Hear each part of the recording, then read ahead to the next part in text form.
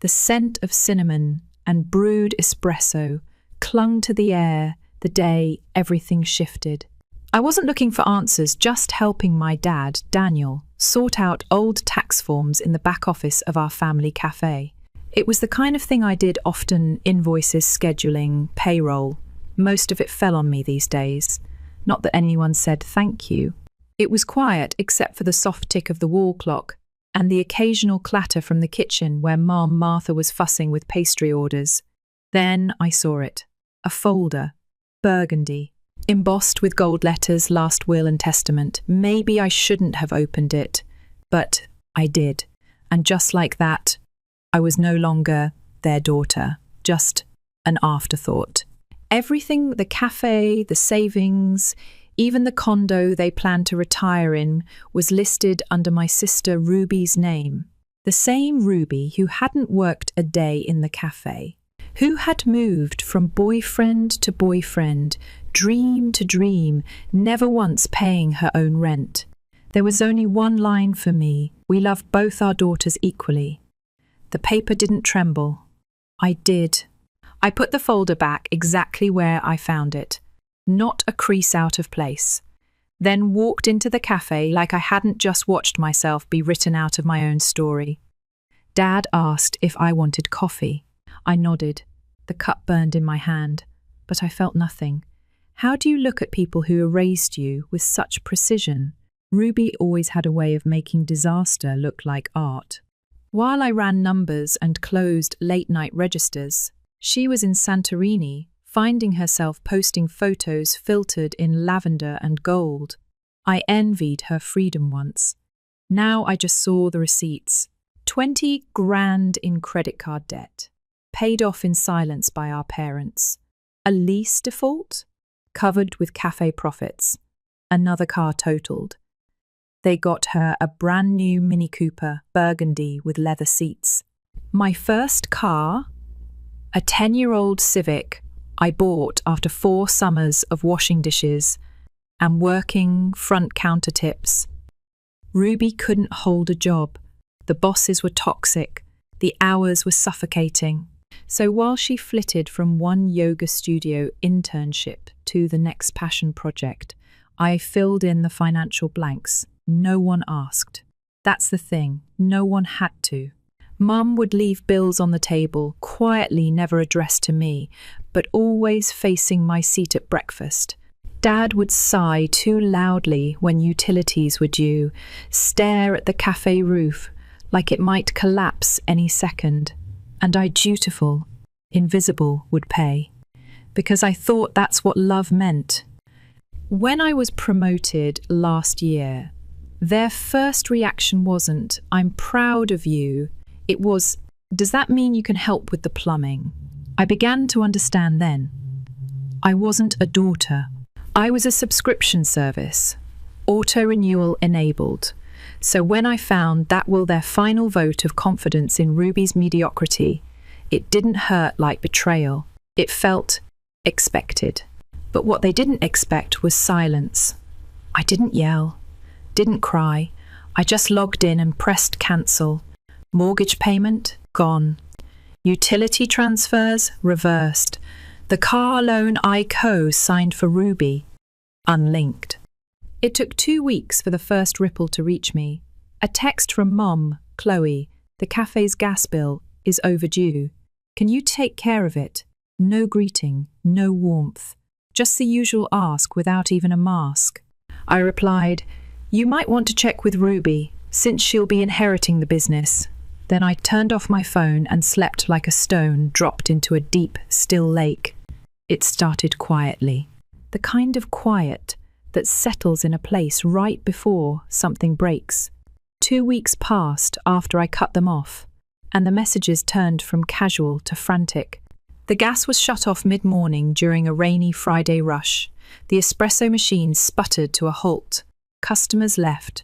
Martha called twice. Then Daniel. I didn't answer. Ruby tried FaceTime Classic, performative. I watched the call die on screen like it had been unplugged from the wall. They were unraveling. And still, they didn't see it. Instead of reflecting, they panicked. Instead of apologizing, they blamed. Ethan, the only person who noticed the calm rage brewing under my skin, asked me at lunch why I looked freer. I didn't know what to say. How do you describe the strange serenity of not being used? He said my eyes looked different, clearer, and that he liked seeing me that way. Still, none of them stopped calling. One afternoon, as the clouds rolled in over the cafe's sun-faded awning, I picked up a text from Ruby. "This is dramatic, Chloe. You've always helped before. Why now?" The audacity almost made me laugh. Because I finally read the fine print. She left it on red. That was the final cue for escalation. I went deeper. Started pulling threads they never realized I wove. Insurance. I'd been paying the cafe's business insurance for 3 years. Quietly, automatically. I logged in and slashed the policy to legal minimums. 2 weeks later, a storm broke the front sign clean off its hinges. Water damage crept into the back pantry. No claim large enough to cover it. I sipped my tea that morning and watched Ruby post Instagram stories complaining about rising repair costs and bad karma. The car, Ruby's pride and joy. The Mini Cooper I'd co-signed for when her credit was still laughable. I called the bank and refinanced it under her name at triple the rate. She posted a quote from a self-help page about financial adversity building character. I almost choked on my drink. The bakery license, technically, I was still listed as co-owner.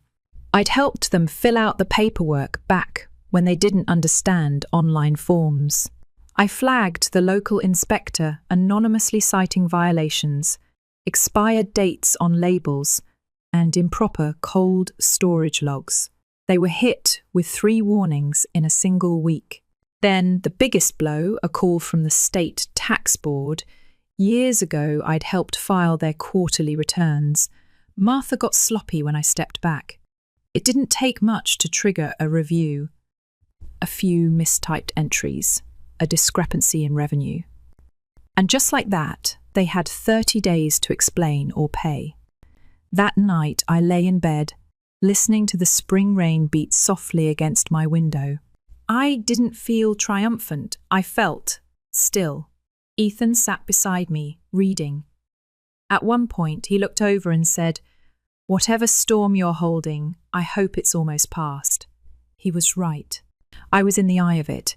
Everything falling apart just outside me, but for the first time, not on me. 3 months after it all began, they came to my apartment. All 3 of them. Daniel's shoulders looked heavier. Martha's eyes were smudged with sleeplessness and mascara.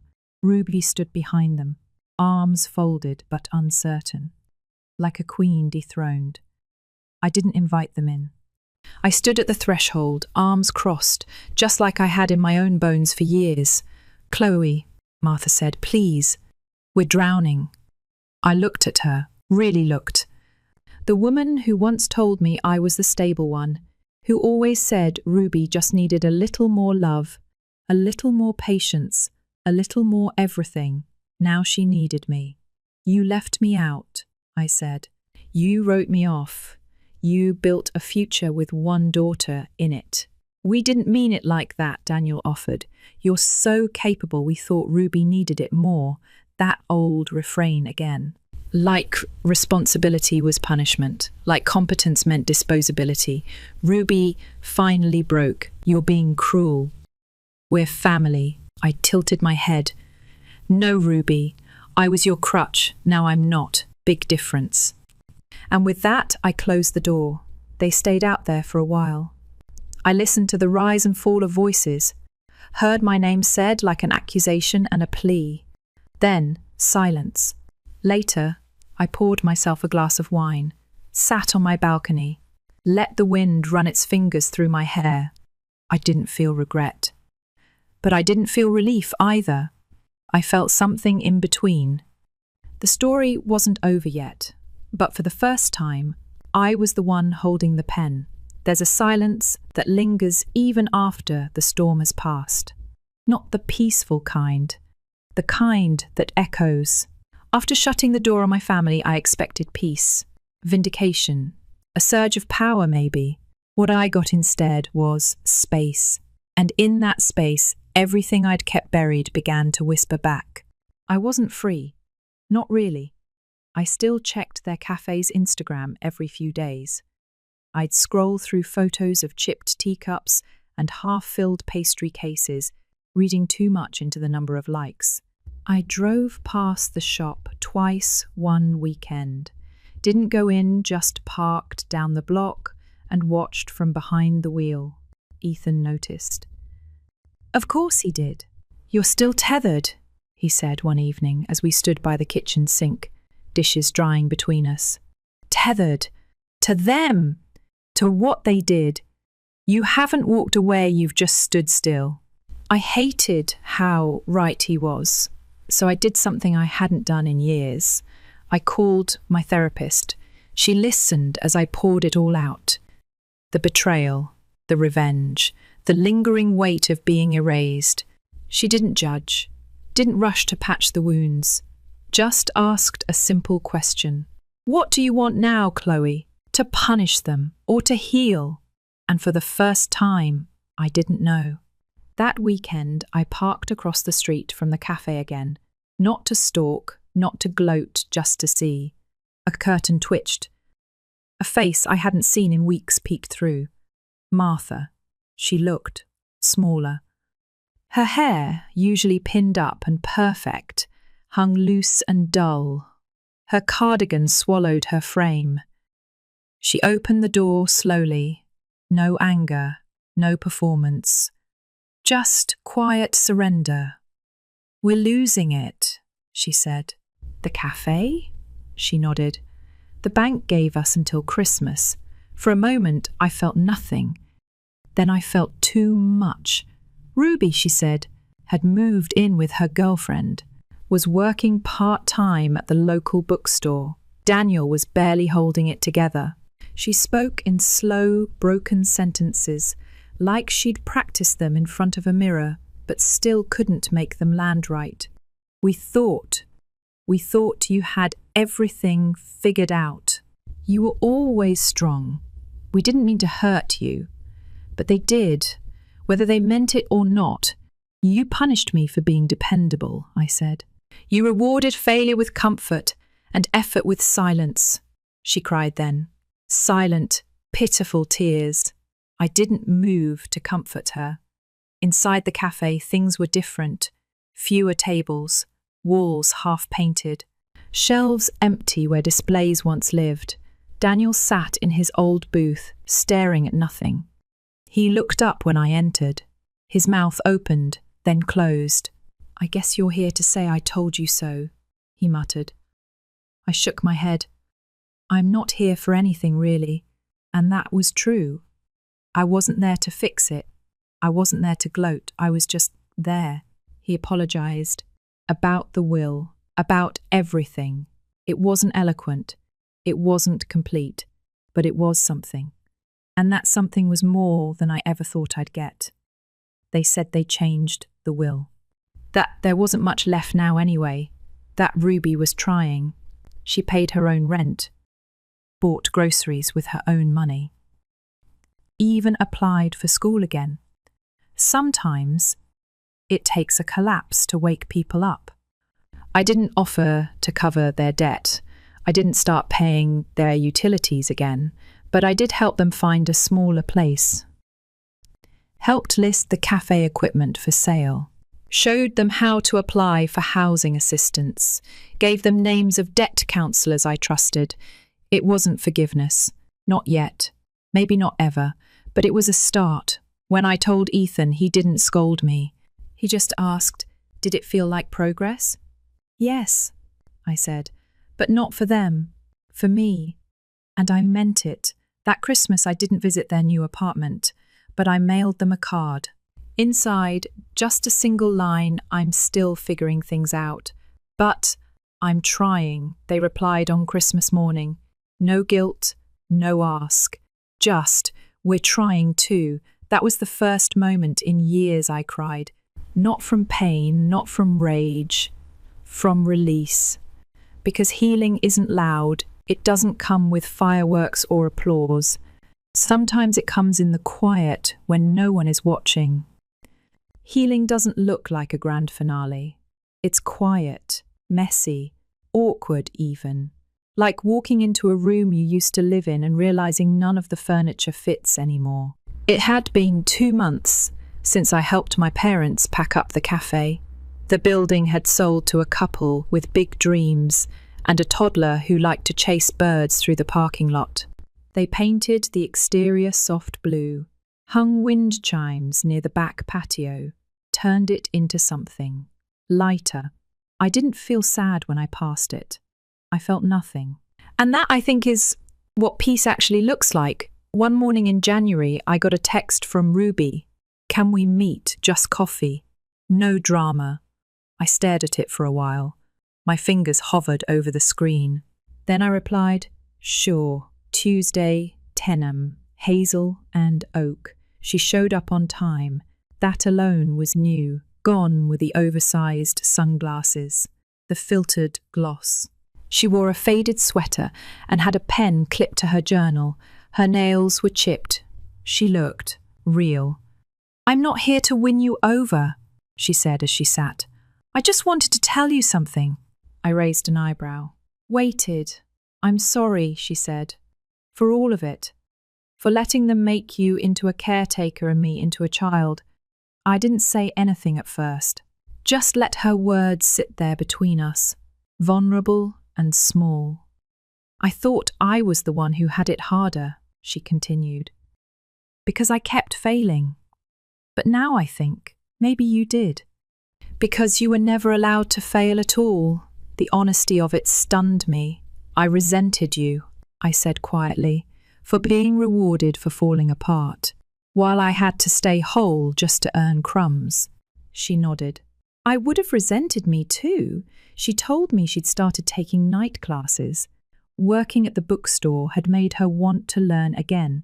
She was thinking about getting certified in design, maybe even launching something small, not funded by Mum and Dad. She clarified with a half smile. Just me. We didn't hug. We didn't cry. We just sat. 2 women who once played roles written by someone else, finally rewriting our own scripts. Later that month, I visited my parents' new apartment. It was small, cramped, but cozy in a way their old house never was. Mum had started painting again, abstract watercolours pinned to the hallway like little moments of freedom. Dad joined a book club at the local library. He talked about it shyly, as if reading for joy was something he still needed permission to do. They didn't ask for anything that day, no hints, no subtle guilt. We had tea, talked about weather, about small things. I left without making promises, and that was enough. Ethan and I moved in together in March. He brought books. I brought plants. Our place looked like someone had scattered poetry and moss across a blueprint.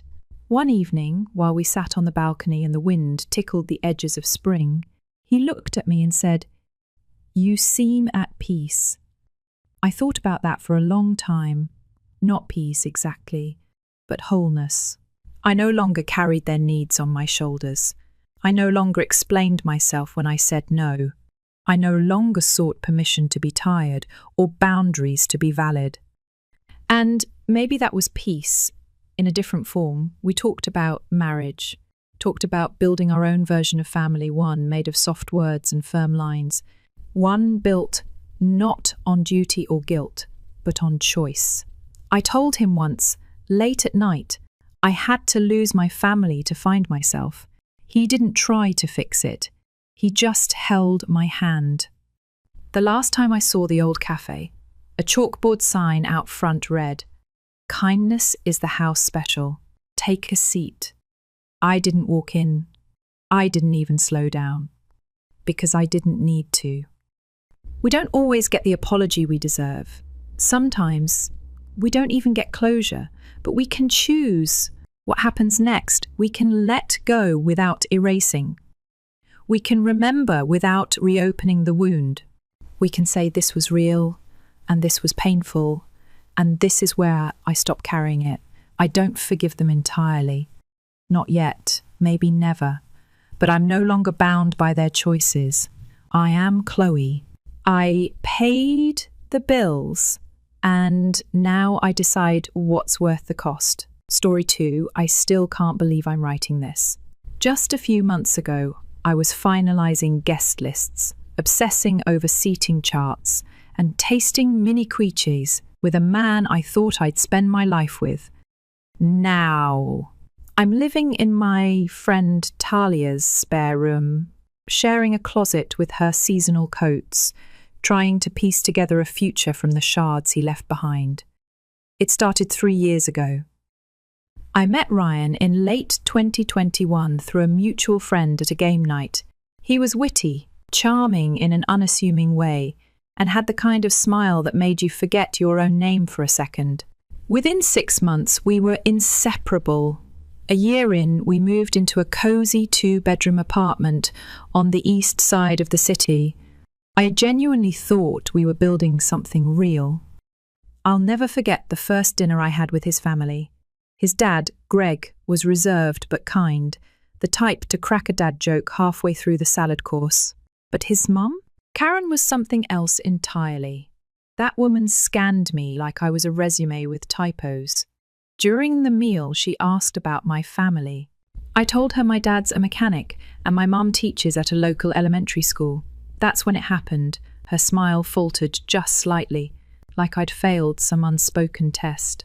She recovered fast, but the damage was done. I brushed it off when Ryan said she was just traditional. His words, she's old school, stuck on appearances, doesn't mean anything by it. I believed him. Love will do that to you, convince you to overlook warning signs you'd advise your best friend to run from. When Ryan proposed during a weekend trip to a lakeside cabin, I cried like a Hallmark card come to life. It felt perfect. We agreed to keep the wedding small-ish, something warm and intimate. We were both saving for a down payment, so it made sense to be practical. And then Karen inserted herself into every detail. At first, it was subtle. Just let me help, I know a florist, but soon it morphed into full-scale control. The venue I wanted? Too rustic. The menu I picked? Not elegant enough. My dress? Sweet, but a little off the rack, don't you think? Every decision I made was gently, then aggressively, replaced. Ryan's response? It's not worth the fight. Just let her have this one. I let her have all of them, because I thought it was about the wedding. I didn't realise it was a preview of the life she wanted us to have, one she'd curated, with me playing the role of understudy in my own relationship. The breaking point came one evening, about 8 weeks before the wedding. Karen invited us over for dinner, which, to be fair, wasn't unusual. But this time she'd also invited 2 of her friends, Deborah and Elaine, women who had clearly been prepped for something. The evening was full of casual interrogations masked as small talk. At one point, Deborah asked where I summered growing up. I chuckled, thinking it was a joke, and said my family mostly did road trips and campgrounds. The silence that followed was deafening. I felt like I'd accidentally announced I was born in a gas station bathroom. After dinner, I was helping clear plates when Karen cornered me in the kitchen. She started casually talking about Ryan's ex, Lila, who apparently came from better stock. Then she shifted. He's always had potential. He needs someone who can support that, not someone who'll weigh him down with. Simplicity, that word, simplicity, it echoed in my head like a slap. I stood there, mouth dry, heart hammering. I asked her calmly what she meant. Her smile dropped. You're not from the right world, Alison. You're sweet, but you don't know how to host or network. My son needs someone who belongs. I told Ryan everything the second we got into the car. I was still shaking. And you know what he said? I'm sure she didn't mean it like that. It was the first time I truly saw the cracks and realized I was the only one trying to keep our foundation from collapsing. That night spiraled into our first major fight. Ryan confessed that his mom had been saying things, planting doubts about our backgrounds, our compatibility, and he had started to believe her. In the weeks that followed, he drifted. The same man who once texted me cheesy memes at 2 a.m. now came home late, distracted, cold. He started bringing up practical concerns out of nowhere, like how we'd raise kids from such different cultural upbringings or whether I'd fit in at his corporate functions. Then came the dinner. Karen invited us again, claiming she wanted to apologize. Against my better judgment, I went. But instead of an apology, I got dissected. My outfit, my speech, the way I held my fork. It wasn't a dinner, it was a courtroom, and I was being tried for the crime of not being good enough. When Ryan stepped out to take a call, Karen leaned in. "You're nothing without him," she whispered. "He can do better. He deserves better. Walk away now and save us all the mess." I stood up, quietly, collected my things, and when Ryan returned, I told him I was done. In the car, I gave him an ultimatum. Either Karen was out of our lives or I was. He hesitated. Then he said it. Maybe she's right. I took off the ring, placed it on the dash, and asked him to drop me off at Talia's. He didn't argue. The next day, I returned to our apartment while he was at work. I packed most of my essentials, left my key, and walked out without a backward glance. I blocked Karen immediately. I left Ryan unblocked. At first, maybe out of some small, naive hope that he'd realize what he'd lost. He did text, days later. Some lukewarm, I need time to think garbage. I told him there was nothing left to think about. 3 years together. And all it took to unravel it was one woman with a superiority complex and a son too spineless to see beyond it. The wedding was supposed to be next weekend. Instead, I booked myself a quiet beach rental, a solo trip. No rings, no compromises, no more being anyone's not enough. The first month after the breakup was weird. I'd wake up on Talia's couch and reach instinctively for Ryan, forgetting for a second that he wasn't there, that he'd chosen comfort and pedigree over partnership. Then it would hit me again, like morning fog clearing to reveal a wreck. My appetite vanished, not in some poetic, dramatic way. I just forgot to eat. Talia started leaving granola bars by the couch with sticky notes. Eat this, or I'm spoon-feeding you like a toddler. She was my anchor. Never pushy. Just quietly holding the pieces of me I couldn't carry yet. I couldn't bring myself to call any landlords or tour apartments. Something about finalizing a lease made it feel too real. Like signing the paperwork meant Ryan and I were officially never happening.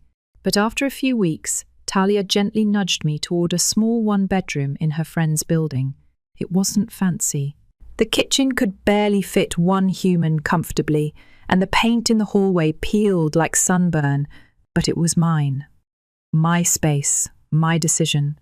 I signed that lease on a Tuesday, keys in hand by Friday. Moving was rough. Most of my furniture was still at Ryan's, not because he wouldn't let me have it, but because I couldn't stomach the idea of walking back into that apartment like some ghost. Talia and her boyfriend helped me pick up the basics: bed frame, mattress, a couch that came in 3 giant boxes, and a table that doubled as a workspace. For a while, the apartment looked like it belonged to someone passing through. Just walls and light. Nothing soft. No real comfort. But I didn't care. I was surviving. Work became my safety net. I threw myself into projects. Volunteered for overtime. Anything to keep busy. My boss noticed. started giving me more responsibilities, team coordination, onboarding the new guy, cross-department meetings. It was the first time in months I felt genuinely needed. About 2 months in, I ran into Mark, Ryan's younger brother, in the frozen aisle of the grocery store. I almost ducked behind a display of microwave lasagna, but he spotted me first. To my surprise, he actually came over. He looked uncomfortable in a way that felt genuine, said he was sorry for how things ended, that he'd argued with their mum about the way she treated me, that he'd tried to talk sense into Ryan. I appreciated it, even if it was too little, too late. Just hearing someone from that family acknowledge what happened, that I wasn't crazy or dramatic or too sensitive, helped. The next week, Talia dragged me to a party her coworker was throwing. I didn't want to go. I'd spent so long feeling small, invisible, disposable. The idea of putting on mascara and talking to strangers felt laughable. But she insisted, even threatened to pick my outfit for me if I didn't get dressed in 10 minutes. So I went. That's where I met Noah. He wasn't loud or flashy, just a guy standing near the makeshift bar talking about how ketchup is overrated. We ended up in the same circle of people for most of the night. No big sparks, just ease. He asked for my number as I was leaving. I gave it to him. I don't know why, but I'm glad I did. Our first date was coffee on a Sunday. No pressure, no expectations. We talked about childhood field trips, weird family dinners, our favourite Trader Joe's snacks. It felt normal, good, safe. Noah lived in a modest walk-up not far from mine, worked in logistics, had a dog named Beans, no Hamptons homes, no family money, no passive-aggressive etiquette critiques, just a guy with a normal life who liked puzzles and hated cilantro. When I finally told him the short version of what happened with Ryan, he didn't try to fix it, didn't say that's crazy or you deserve better. He just listened, then asked what kind of revenge fantasy I'd played out in my head. I laughed for the first time in what felt like months. Around month 3, something unexpected happened. My company announced a restructuring. A new team was being formed, and my manager encouraged me to apply for a leadership role. I hesitated. I still felt like I was rebuilding from rubble, not exactly management material. But she said something that stuck with me. You've already been managing a crisis. You just didn't have the title. I applied. The interview process was brutal, multiple rounds, a presentation I stayed up past midnight perfecting, and a panel interview that felt like an interrogation. But 2 weeks later, I got the offer. A decent raise, more responsibility, a chance to step fully into something that was mine. I celebrated by ordering takeout and buying a real rug. It was beige. Boring, maybe, but it made the apartment feel like someone actually lived there now. And then came Rita. If Karen was the mastermind, Rita was the informant. She bumped into me at the mall one afternoon, acting way too familiar. She asked about my job, complimented my outfit, and dropped the bomb. Did you hear about Ryan? He lost his job. That big project? Total mess. They let him go last month. I didn't flinch, didn't gloat, just nodded. She continued. Said Melissa. Yeah, that Melissa, the ex-Karen couldn't stop comparing me to, had rekindled things with Ryan briefly after our breakup. Lasted all of 3 weeks. Then she ghosted him. Apparently, the golden boy's glow had dimmed. I said something vague and excused myself, but inside I was reeling. Part of me felt vindicated. Another part just felt tired. A few days later, Noah and I were out for dinner when I saw her, Karen. She was at a table across the restaurant with Greg and another couple. Our eyes met briefly. I expected a cold stare or a tight-lipped nod. Instead, she walked over. She greeted me like we were old friends, complimented my hair, asked about work, then turned to Noah with a too sweet smile and introduced herself as Ryan's mother. Noah, bless him, smiled politely and said, "Ah, the one who inspired Alison's villain origin story." I nearly choked on my wine. Karen's smile faltered for a second, but she recovered quickly. Before she walked back to her table, she said, "I hope we can talk sometime. There's a lot I regret." That night, I got a text from an unknown number. Didn't even have to open it. I knew it was Ryan. I didn't respond.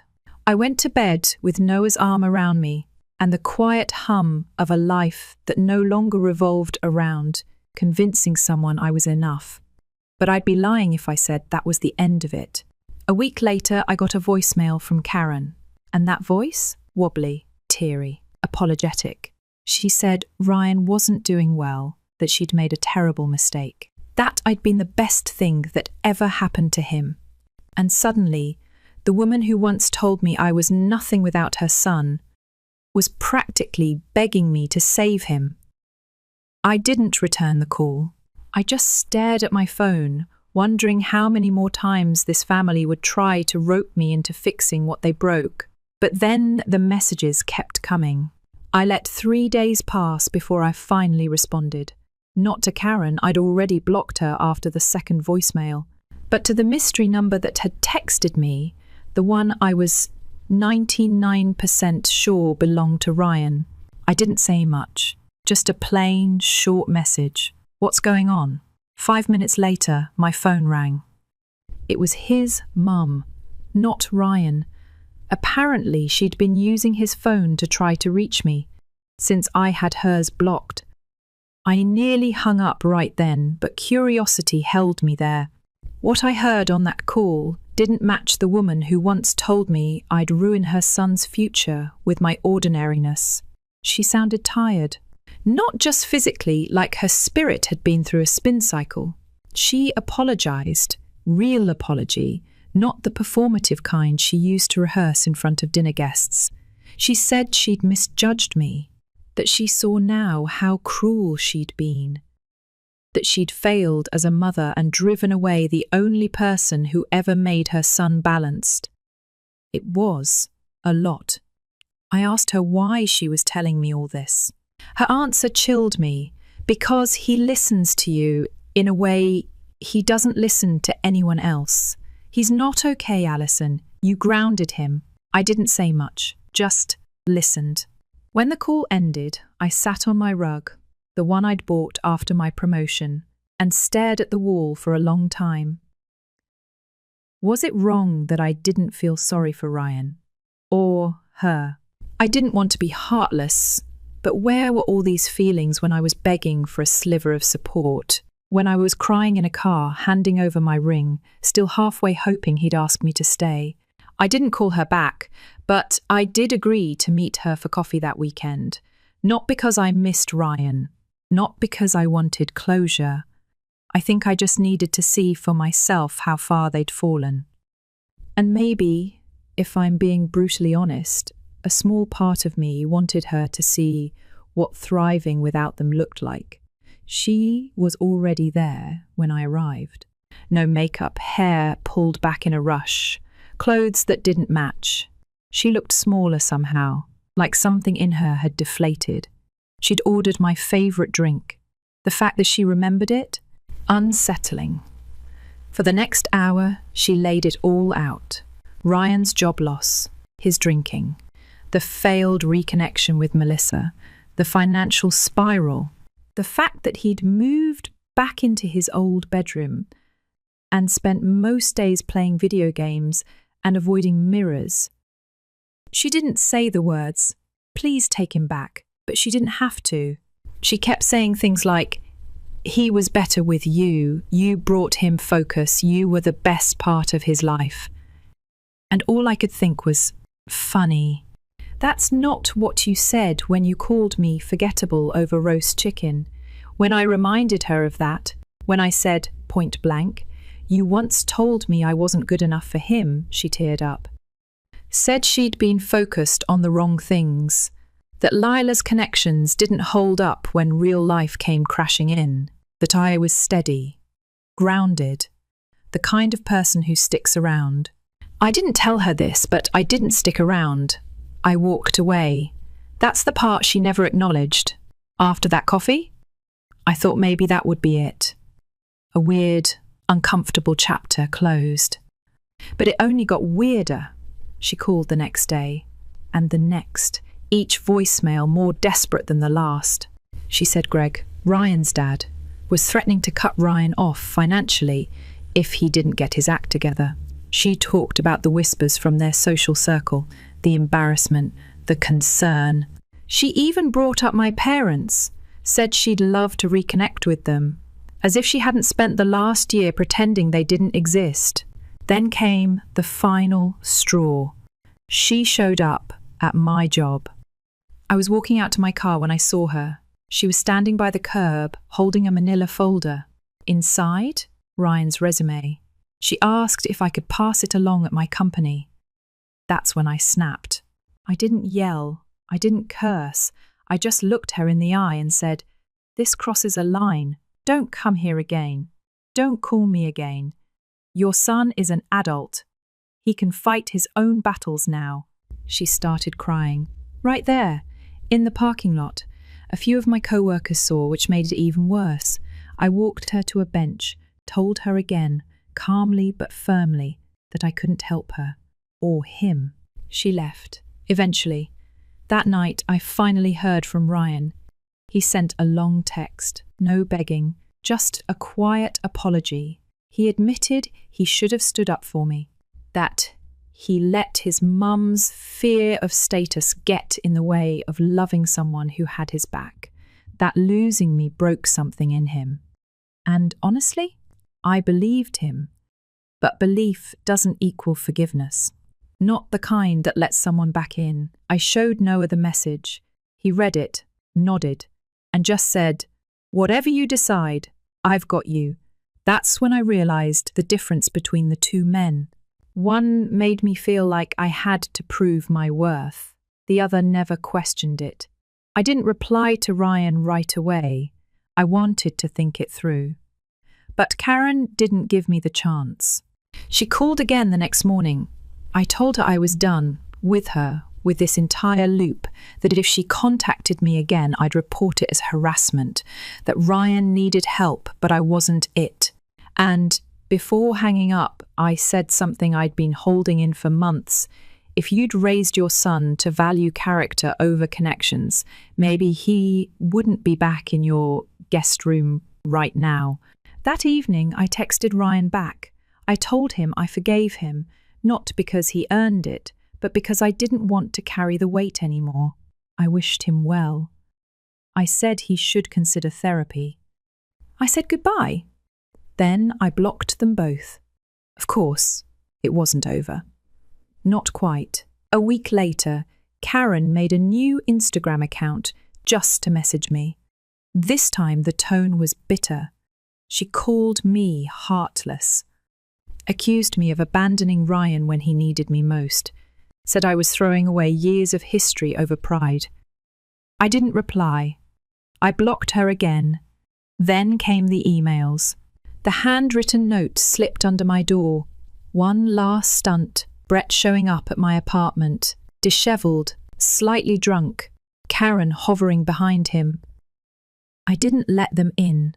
I stood in the hallway, door cracked, just enough for my voice to carry, and told him everything I should have said that night in the car.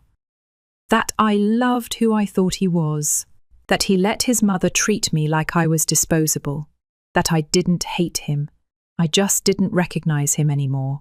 And then, the only moment of real clarity he's ever had, Ryan turned to Karen and said, "This is exactly why I didn't want to come." He looked back at me, apologised, again. This time not for losing me, but for not protecting me from her. It didn't fix anything, but it felt like a full stop. Not a comma, not a maybe. I haven't heard from them since. Nick texted a few days later, said he was taking Ryan to his first Gamblers Anonymous meeting. I thanked him, didn't ask for updates. Now, I'm moving in with Noah next month. We're planning a trip to Oregon. Quiet places, waterfalls, fresh air. I changed my number, changed my email, left the rest behind. Sometimes I still wonder what my life would have looked like if I'd stayed. If I'd swallowed every comment, smiled through every insult, married into that chaos. But then I remember the version of me who placed that engagement ring on a dashboard with shaking hands, who chose herself for the first time. And I realized something. That woman saved my life. Story 3. You ever realize something so jarring, so world-tilting, that it rewires how you see everything?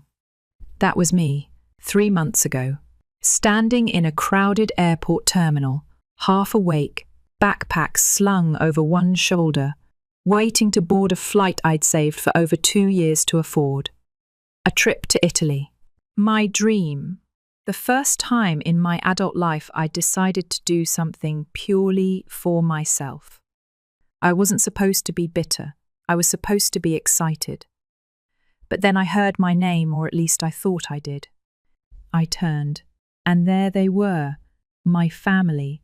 My mum, dad, my older sister Brittany, and her 2 kids, decked out in matching hoodies that said Mamma Mia Tour 2023, laughing, waving their first-class boarding passes like they were golden tickets to Willy Wonka's factory. I just stood there, economy ticket clenched in my hand, my throat tightening as I watched my mum lean toward my sister, chuckling. Too bad Jordan couldn't come. But this trip wouldn't really be his scene. That was me. Jordan, the not golden child, the responsible one. The one who paid his bills early, never caused a fuss, and always picked up the slack when someone in the family needed help. Need groceries? Jordan's got it. Kid needs braces? Call Jordan. Car broke down again? Just ask Jordan. For years I convinced myself I didn't mind. I had no wife, no kids, just a modest job, a 1-bedroom apartment, and enough money in my emergency fund to keep everyone else's emergencies from becoming catastrophes. I told myself it was love, loyalty, family. I even convinced myself I was lucky not to have the kinds of obligations Brittany did kids, a mortgage, all that. But standing in that terminal, watching them breeze through the priority lane like I didn't exist, that's when the math stopped adding up. That's when the lie collapsed. Let me back up. My whole life, Brittany was the princess, the achiever, the one who got the tearful praise and the extravagant parties and the glowing Facebook posts. I was her little brother, quiet, steady, unremarkable. I didn't rebel, didn't argue, didn't cost anyone anything, which is probably why they thought I could afford to pay for everything. The first time my mum asked for help, it was electric. Your dad and I are a little behind on the utilities this month, just until payday. I was fresh out of college, still figuring out how taxes worked, but I said yes, of course I did. Then Brittany called. Micah's speech therapy is crazy expensive. Just for a few months, okay? Then it was Taylor's school trip. Then their fridge broke. Then their dog needed surgery. It never ended. But I didn't stop it. Not really. Every time I got close to booking a trip, buying something nice, even taking a break, I'd get a call. And I'd cave. So when I finally bought that ticket to Rome, I didn't tell anyone. I figured I'd get a week away. 1 week. Alone. No guilt, no calls, no emergencies. Just art, pasta, and silence. Until I saw them. First class. Laughing. Without me. I didn't confront them. Not at the airport. I boarded my plane in stunned silence. Folded into an economy seat while they were probably sipping champagne and browsing dinner options.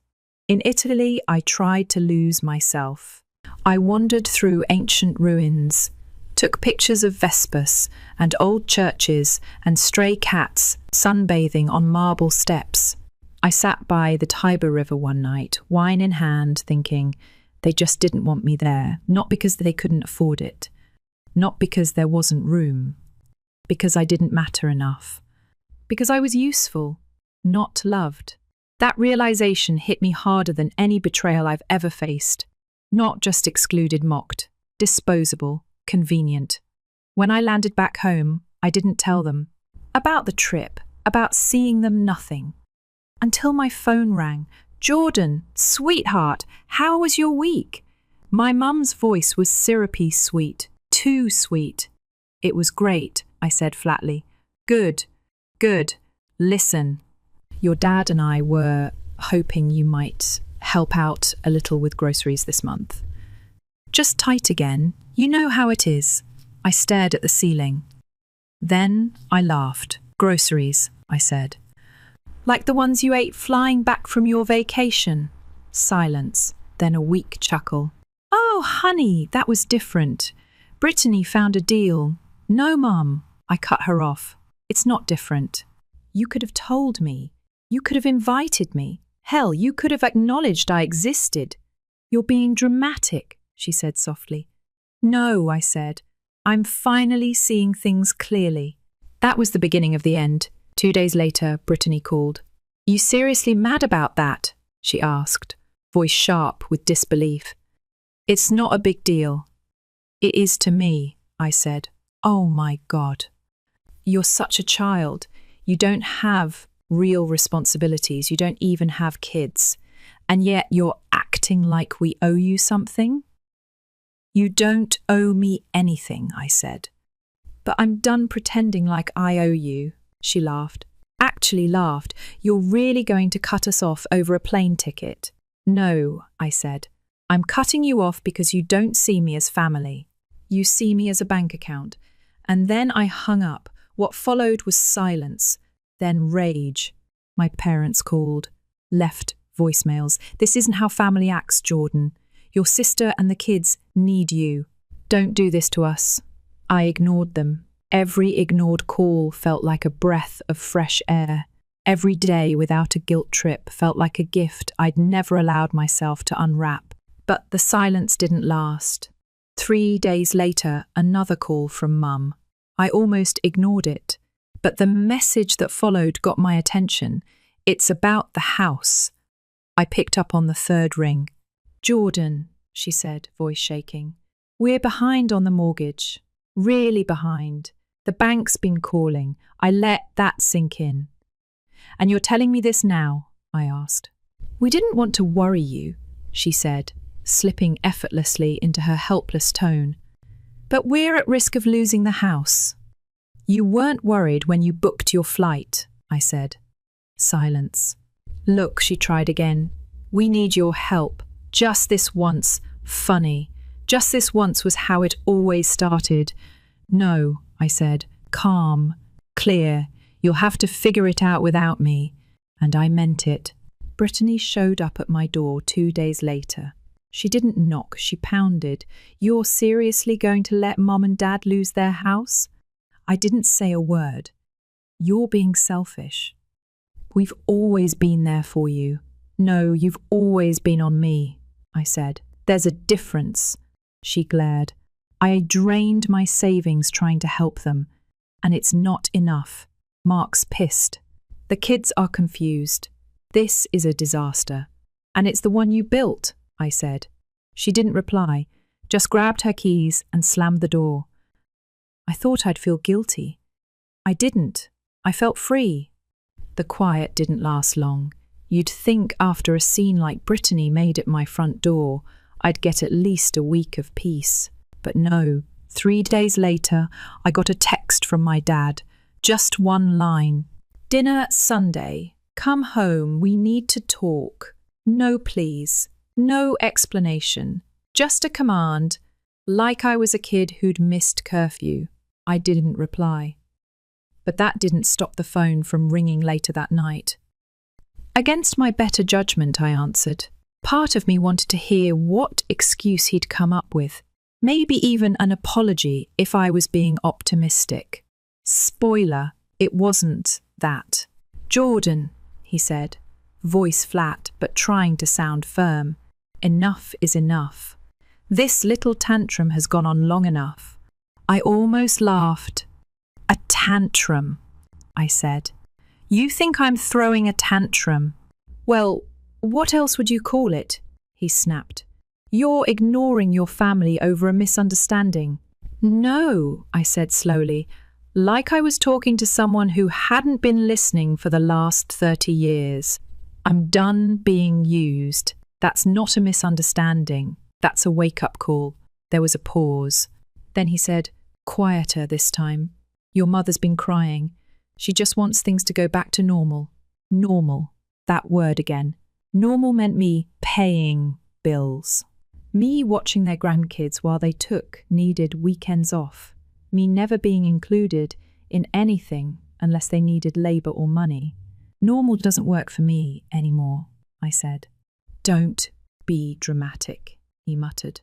"No," I said, leaning back in my chair. "I'm being precise. You just don't like it when I set boundaries." I ended the call. He didn't call back. By now, the ripple was turning into a wave. First, Brittany texted again. Something short and bitter. "Mom and Dad are 2 months behind, but go ahead, sip your coffee while they drown." I didn't respond. Next, Mum left another voicemail, her voice raw. "Jordan, please." The bank sent another notice. "They're talking foreclosure." I still didn't respond. I didn't like seeing them struggle, but I couldn't unsee what they'd shown me. That trip, their laughter, that sentence. He wouldn't have fit in. That wasn't just about first class, that was about me. They didn't think I belonged. Not really. So I let the silence stretch. Then something new happened. I got a DM from a woman I barely knew, Kelly, one of Brittany's friends. "Hey, sorry to bother you, but I thought you should know things are rough. Brittany and Mark are fighting. A lot. She's covering everything for your parents, and it's a lot." I stared at my phone.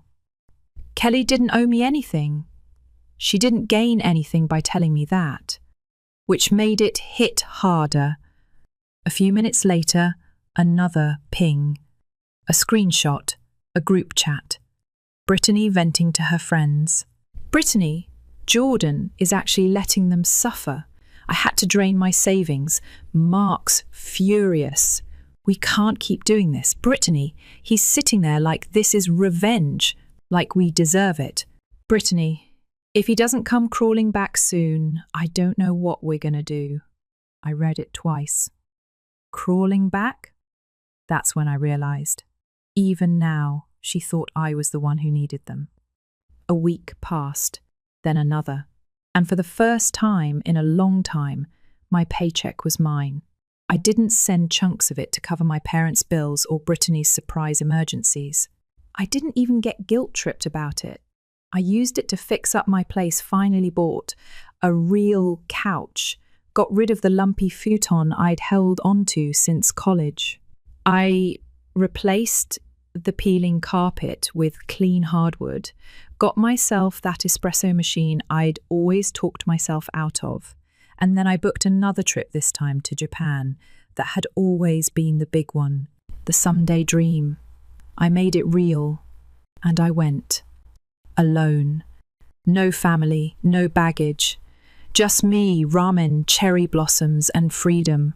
Not once did I feel guilty. Back home, the cracks kept spreading. I saw it online. First Sarah's birthday used to be a photo dump of smiles and Pinterest tear decorations. This year, just a blurry candle on a cupcake. No caption, no blessed mama hashtags. Then came the big one. A tagged photo from one of Brittany's friends. Her and Mark at dinner. The caption? "Tough times don't last, but tough people do." Hang in there, Brit. She looked tired. Mark looked worse. and neither of them were smiling. So I clicked through to Brittany's page. No family vacation posts, no humble brags, no "we're so lucky" captions. Just quiet. They were unraveling. And I wasn't the thread anymore. Then came the final call. Unknown number. Hello? A beat of silence. Then, Jordan, it's your dad. I hadn't heard his voice in over a month. We need to talk. No, I said flatly, we really don't. He sighed. The kind of sigh people do when they're used to getting their way and realise the game's changed. This has gone on long enough. Oh? You mean me having boundaries? Your sister is struggling. She's drowning. And when I was? I asked. When I was holding everything together for you for years, where was that concern? He didn't answer. She had to sell the house, he said finally. They're moving. We might have to too. I stayed silent. This is your family, he said, his voice getting harder. Are you really going to just walk away? I smiled, though he couldn't see it. You already did, I said, back at the airport. And I hung up. That was the last time I spoke to him. No more voicemails. No more messages. No more Brittany barging into my life like I owed her anything. I heard later from a friend of a friend that they'd sold the house. My parents had downsized. Brittany's family moved into a smaller place. No more private schools for the kids. No more lavish holidays. And me? I started sleeping better. Not just because I wasn't paying their bills, but because I wasn't chasing their approval anymore. I wasn't just free financially, I was free emotionally. People always say, but they're your family. Yeah, and that used to mean something. Until it meant sacrifice without thanks. Until it meant invisibility in exchange for support. Until it meant being laughed at behind my back while footing the bills. Now it means silence and peace. It's strange how quiet life gets when you stop being everyone's lifeline. At first, the silence felt loud, like I'd forgotten to turn something off. No buzzing phone, no emergencies in disguise, no can you just, messages at 2 a.m. But after a while, that silence became something else. It became peace. I wasn't waiting for the next problem to land on my doorstep. I wasn't budgeting around someone else's chaos. My days were mine. My time, mine. My money, mine. My life, finally mine. I started cooking again. Not out of necessity, but because I wanted to. I'd forgotten how good it felt to slow roast something just because. No rush, no plan, just me, good music, and garlic in the pan. I stopped checking Facebook. Too many curated lives I no longer needed to envy or explain. Instead, I filled the time with the life I had always put off. I learned how to make matcha the traditional way, took long walks with no destination, started drawing again, badly, but that wasn't the point. And when I sat with my own thoughts at night, I didn't flinch anymore. A few months later, a mutual acquaintance, Lisa, one of Brittany's friends, brought me up in conversation at a dinner party. Someone I barely knew texted me later that night. Heard your family's been through hell. Honestly, good for you for walking away. Took guts. I didn't respond. But I won't lie, it felt validating. Not because I wanted praise, but because for once, someone saw what I did as strength instead of betrayal. Because that's how they always framed it, right? That I was turning my back, that I was abandoning them. No, I wasn't walking away to hurt them. I was walking away to heal me. I never did hear from Brittany again, not directly. But the whispers floated back through mutuals. Mark blamed her for everything. Apparently, he'd had no idea how deeply my parents depended on me until he saw the debt piling up in his own name. They had to pull their kids from their private school. Brittany stopped posting family vacation pics, Birthday parties got smaller, invitations dried up, people started asking questions. And my parents? They were forced to face their finances, to reckon with the reality I'd been shielding them from for over a decade. They didn't lose the house, but they lost the illusion. That safety net, gone. And it didn't unravel with drama. It just vanished. And me? I went back to Rome. Same streets, same light, but a different me walking them this time. I stood on the Ponte Sant'Angelo one night, watching the sun drop behind street, Peter's Dome, and realised something I'd never said out loud.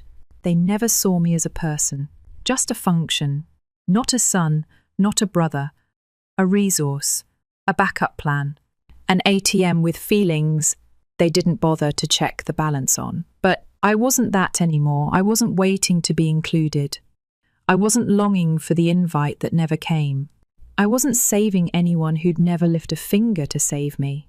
You know, people romanticize blood is thicker than water, but they always forget the full quote.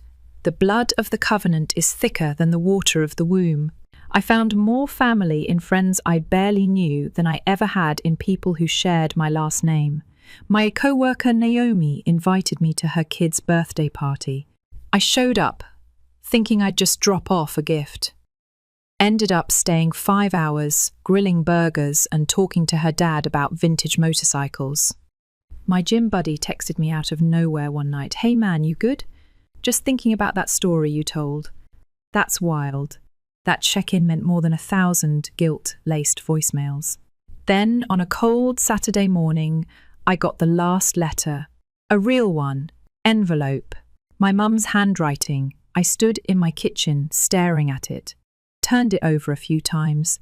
Finally opened it. Inside, one page. Not an apology. Not really, just a single paragraph. Rambling, confused, desperate. "We didn't realise what we were doing. We thought you didn't mind. We miss you. Please come home. No ownership. No real regret. Just loss. They missed what I gave them, not who I was. So I folded the letter back up, slipped it into a drawer. Didn't burn it, didn't reply, because some endings don't need fire. Some just need a locked door. It's been a year now. I bought a place of my own. Not fancy, but it's mine. Everything inside it was picked for joy, not obligation. The walls have art. The fridge has food I love. The shelves are filled with books I never had time to read when I was too busy helping. And my phone? Still silent. Still peaceful. Once in a while, I'll get the itch, wonder what they're doing, if they're okay. But it fades quickly, because I remember the airport, the laughter, the sentence.